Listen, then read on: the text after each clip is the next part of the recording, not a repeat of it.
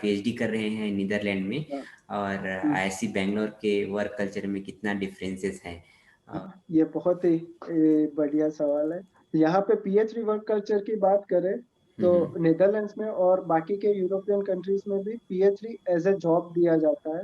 तो हाँ। PhD student university के एम्प्लॉइज है। ओके। तो वो एक बड़ा सा डिफरेंस है। जैसे मैंने बताया कि एप्लीकेशन प्रोसेस इजी है, हम्म। पर वो और सिलेक्शन क्राइटेरिया अपने प्रीवियस रिसर्च बैकग्राउंड पे डिपेंड करता है। हम्म। तो वो भी मेरे को यूएस के कंपैरेटिव में सही लगा। हाँ हाँ।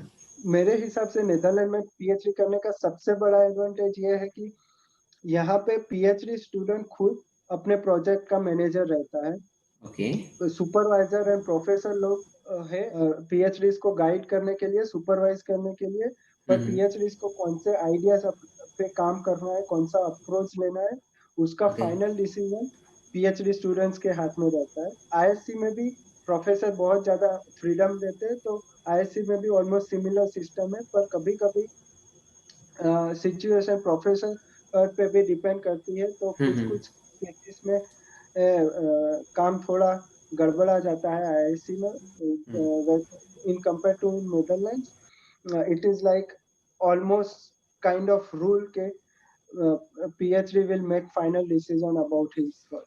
सो अच्छा। एक वो एक बहुत ही अच्छा सा एडवांटेज है यहाँ पे पीएचडी करने का। हम्म। नीदरलैंड्स या यूरोपियन वर्क कल्चर की बात करें तो यहाँ हम्म। पे ये लोग डिस्ट्रीब्यूटर पावर हायरार्की फॉलो करते हैं। उसका फंडा ये है कि हर एक पोजीशन के ऊपर कोई ना कोई सुपीरियर रहेगा हम्म। जो ऑन पेपर आपके लिए एज अ बॉस साइन करेगा। But okay. वो आपको एज अ बॉस ट्रीट नहीं करता है जैसे आपको। कि हम लोग आईआईसी में गाइड रहता है, तो हाँ। गाइड के अलावा आपका स्टूडेंट और गाइड का ही इन्वॉल्वमेंट रहता है, और चेयरमैन वगैरह का उतना ज़्यादा कुछ इन्वॉल्वमेंट नहीं रहता है।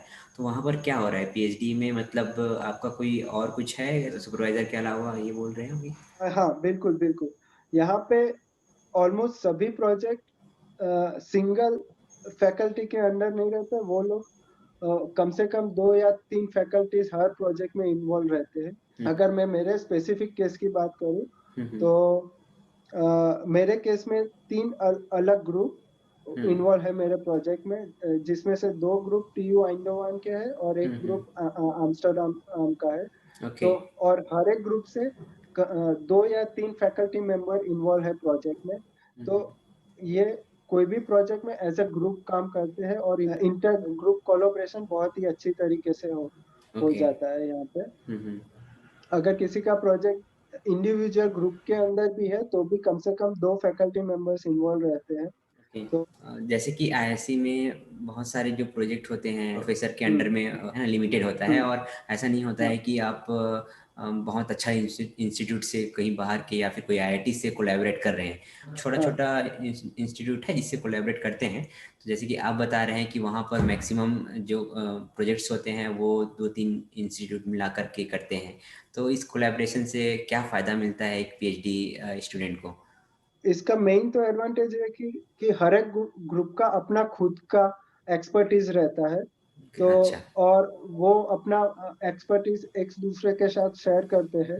तो हम्म। उससे अपने को नॉलेज और एक्सपीरियंस वाइज थोड़ा ब्रॉड हम्म। ओवरव्यू मिलता है, क्योंकि हर एक फैकल्टी का अपना कोर टॉपिक रहता है। उसके ओके। अलावा दूसरा चीज भी उसके लिए नया ही रहता है जैसे कि मान लो कि कोई फैकल्टी कोई टॉपिक पे एक्सपेरिमेंटल वर्क कर रहा है, तो न्यूमेरिकल काम या न्यूमेरिकल में उसका उसी फील्ड में भी उतना एक्सपर्टीज नहीं रहता है। तो नहीं उसके होता लिए होगा, वो हाँ। लोग हाँ दूसरा ग्रुप के साथ कोलोबरेट करते हैं जो न्यूमेरिकल में जिनका एक्सपर्टीज है, और हम्म। दोनों मिलके साथ में काम करते हैं। तो उसकी वजह से अपने को एक्सपेरिमेंटल एंड न्यूमेरिकल या दूसरे और भी एस्पेक्ट जितने भी है उन सबका साथ में नॉलेज और एक्सपीरियंस मिलता रहता है। तो तो इससे एडवांटेज मिलता है, जैसे कि अगर मैं पेपर पब्लिश करना चाहता हूँ, अगर मेरा वर्क एक्सपेरिमेंटल है, तो मैं केवल एक्सपेरिमेंटल वर्क ही प्रेजेंट कर पाऊंगा, सबमिट कर पाऊंगा।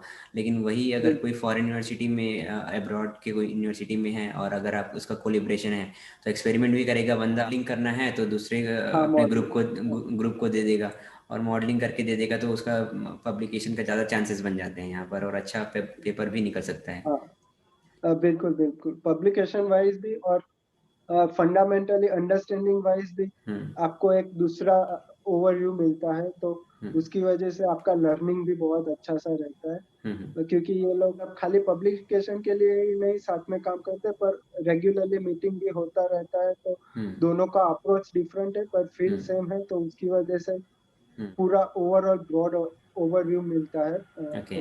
पूरी फील्ड का। अच्छा। तो वहाँ पर लाइफस्टाइल कैसा है, कैसे आप खाना वाना खा रहे हैं या कैसे रहते हैं क्या? अरे! खाने की बात तो मत ही पूछ।